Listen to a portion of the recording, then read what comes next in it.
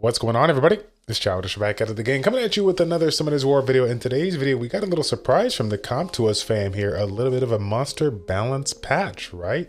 A couple of changes that have been made, so we're going to go ahead and talk about it here. And if you guys are watching this tonight, which is January 25th, more than likely I am live if you're seeing this right now here. So after you're done checking out this video, please feel free to stop on by.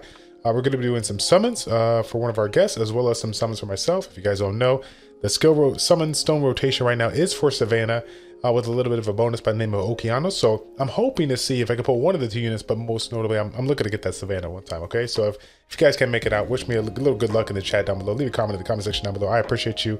Anyways, guys, let's go ahead and get into it here. So skill balancing, first thing that we got going on, Wusa, Water Pioneer, skill 2 nerfed a little bit. I'm not, let's put it this way. I expected this. I don't think it's gonna break the unit. I think that the overall damage was still pretty good. Combined alongside a couple of other snipers that I've been utilizing, I still think 50% of the max HP is gonna do fine. Light Monkey King, a little bit of a change here on the giant net. Got the, instead of the attack bar reduction by 50%, now it's gonna be based on the harmful effects, or 30% per. I think even though this may seem like a nerf, I think this is actually still a good thing here. Again, just, obviously 30% by itself is going to be, it's 30%, right? It's a little bit of a downer, but depending on who you combine this with, you can get a whole lot more value out of this. If you're one of those people that have like one of those cleave combos there. Ifrit, nice little change there for triple crush. We already, built it based on speed, so now we got a little bit more value out of that. Light on emoji here. The passive recovers the target's HP by 10% for harmful effect on the allied target and grants the allies when it's allied target's turn. So I think that's fine, right? Any kind of bonus here for the heal is going to be good. Water Hell Lady, change on the Eternal Scar HP recovery to beneficial blocker. Don't really know if I'm gonna. I don't think it's really gonna make or break the unit here, but it's cool to see the change here. I would say out of the top 5 here, out of the changes that I've seen, Sea Emperor. I really like this one. Instead of transfers 1 harmful effect, transfer 2 harmful effect. There's too many times where I'm attempting to transfer the harmful effect and don't transfer the one that I want, so I'm happy to know that he can cleanse himself a little bit easier now. Do like the change here on Mega Tsunami. I feel like it still was a fantastic unit. Probably didn't need a buff here, but alongside the super high base speed, obviously that's going to provide even more value, especially if you're one of those people that are like me, that don't have crazy runes that have everything speed tuned, so that extra 10% will help out quite a bit here. The Lightning Emperor Odin, a little bit of a change on the, what is this? Passive attack will land with the all attribute advantage when attacking enemy. Okay, I like that. So got a little bit of attribute damage when you have 5 knowledge. Again, that's going to be really, really nice when you're going up against units that are obviously not water, right? So that's going to be pretty strong if I'm understanding it correctly. Water Monkey King, little improvement on the invulnerability. Don't think it was needed, but I still like it. I think it's going to be obviously really useful. Dark Monkey King, little higher % chance to stun, which is great. Congratulations to the 0.002% people that got that change.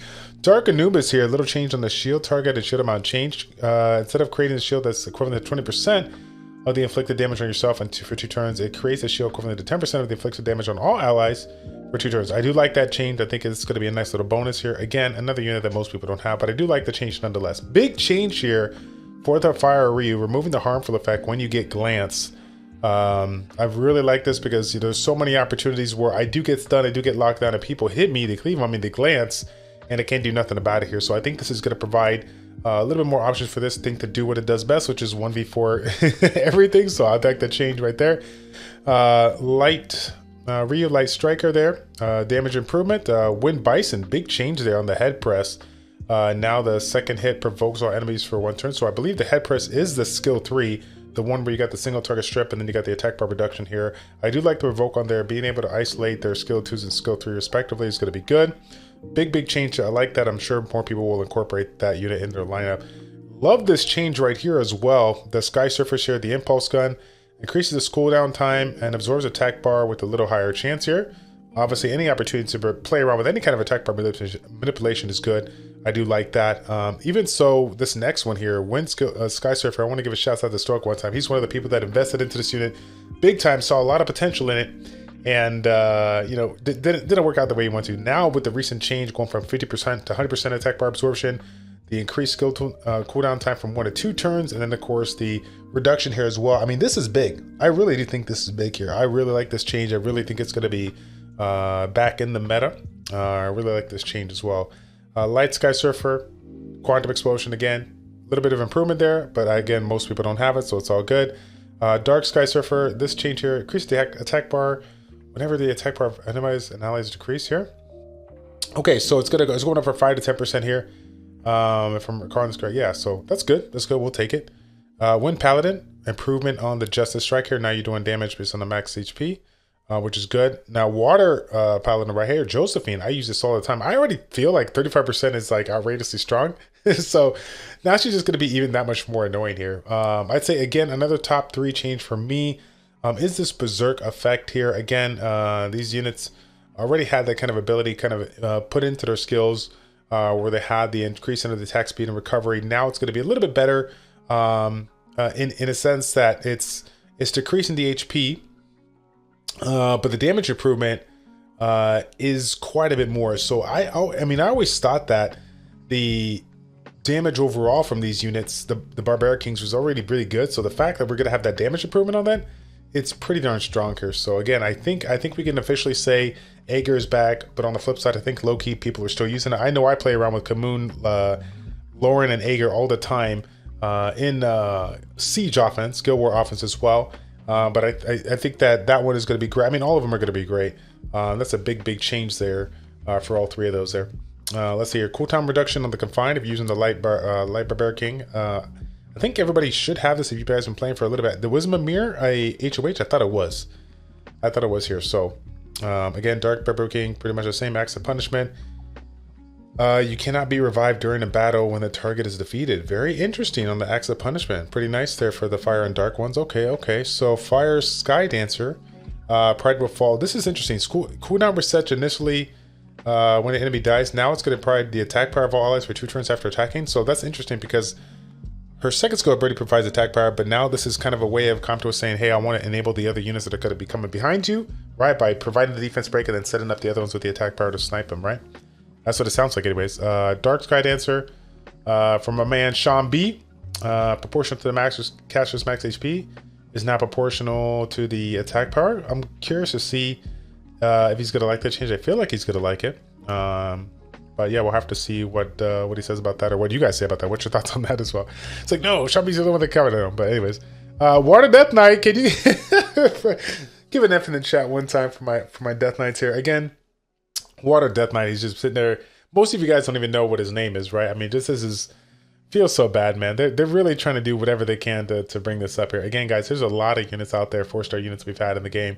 They constantly buffed them, and it just wasn't enough. And so even though this change is in the mix, somebody will mix it up and try to make it work. But I ain't gonna lie right now, Fedora is not going to get 6-star on my watch. And if I do, I just ran out of content, and I gotta mess around and do something with it. Or maybe I should. What do you got? Like the video. Can you guys like the video one time? Let's see if we can get a crazy amount of likes. I built Fedora for you. It's whatever, man. I don't know.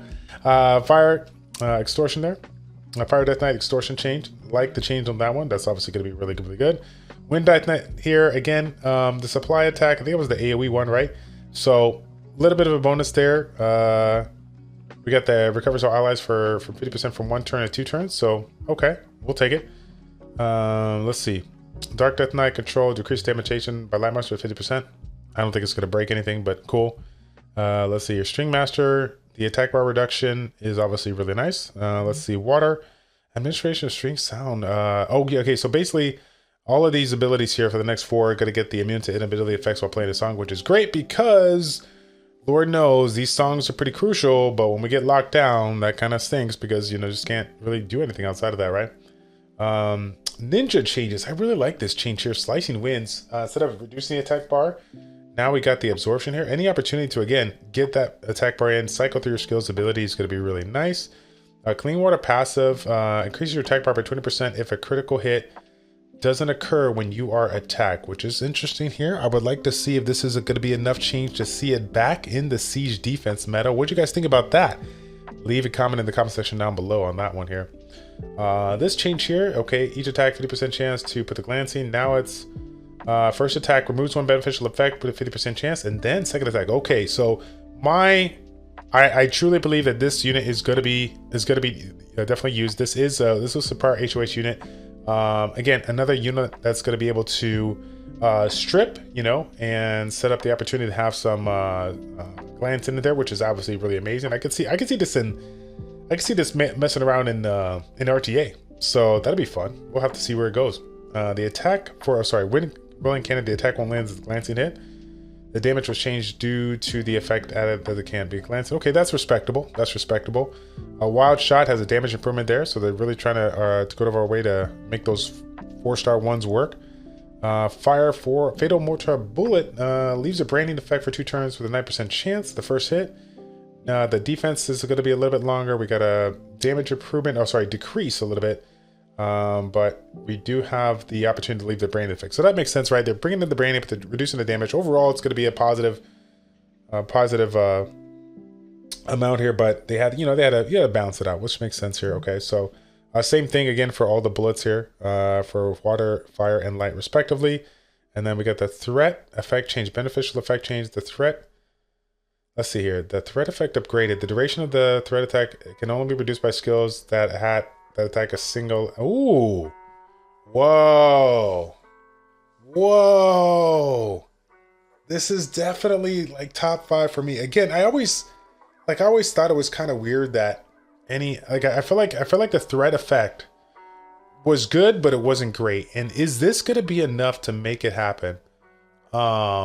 I am definitely found, because I mean, you guys, you already know, like, being able to hit it with an AoE it's kind of like your exploit. It's like, yeah, you're hitting it, but you're hitting everybody else. You're not losing any value by doing it. So this to me, like, I kind of want to mess around with this in RTA. I love my Ophelia. Ophelia has literally one of my best violent will sets on Guild War defense, siege defense, and whatnot here. I can make an argument to build this one. I would be curious to see how it would do, because again, especially with the meta right now with so many cleave kind of units here, can you imagine like being forced to essentially use a skill 2 in order to take it out, right? And that's the thing, the threat is forcing you to attack it, so you have to use skill 2. I felt like that's the way it should have been all the time. I know that we talked about this years ago when this got introduced into the game, but man, I'm so glad that they changed it right now. Let me know what you guys think about that. Like, I think that's a huge change here, man. I'm really excited about that. Okay, so change here on the leader skill. We got a little bit of improvement here. Whoa. Oh, yo, dude, Oliver is definitely in the mix here. I was just talking with the community at the last little meetup. I'm like, man, I cannot believe like they haven't introduced another like 33% speed lead here. I'm just like, when is it gonna come? It's about time. It is literally about time. So I really do like that change there. Fire Sky Dancer, like the change there as well, but obviously Wind Sky Surfer is the showstopper right now. It's the one that kind of gets my eyes going here. Okay, Dark Ifrit, change some stats to match the support type, which makes sense here. And for the Totemist, they improved the AI to use the skill first if the skill is activated. Okay, I like that change there. I like that change. For some of you guys that do incorporate it in a defensive setting, right? For like siege defense or something like that, Guild War defense, that'll be good. We'll be able to take advantage of that. And then of course we got some skill affixes, which of course nobody really cares about, right? None of this is. Ooh, wait a minute. Skill error. Was there an error? Monster not gaining a turn under certain conditions? Was there? Maybe this is something we got to pay. Like I don't even know. I know that we all think that, like, wait a minute, is that why my Antares never procced all it? If that's the case, then I'm actually really excited about that. But yeah, no, that's crazy. Okay, guys. For me, Fire Ryu, big change. Cigar, big change. Love the change on the Barbaric Kings with the new Berserk. I think it's a lot stronger here. Obviously, Oliver here, many changes on the school. Pretty much revamped. This went from like D tier to God tier. He's probably the number 1 on my list here. That's actually pretty crazy discussing how good it do. But overall though, some good changes here. Did they hit up on everything the community has been saying? No, not really, but got a couple of nice changes here to see what happens here down the road. Yeah, let me know in the comment section down below, what is the most improved unit in your humble opinion. My pick is the Oliver. I think Oliver got like the biggest buff out of them all. But yeah, let me know, guys. Again, if you guys are watching this right now, you made it all the way to the end of the video. God bless you all. Hit the like, hit the subscribe, and we'll see you guys on stream. I stream Sunday, Tuesday, and Thursday from 8 p.m. to 10 p.m. Central Standard Time, and I will be potentially adding one more day throughout the week here. We might, switch around some of the days that we generally do it. So, but just stay tuned for that, guys. Appreciate your support. Take care. God bless, and we'll see you all in the next one. I'm out.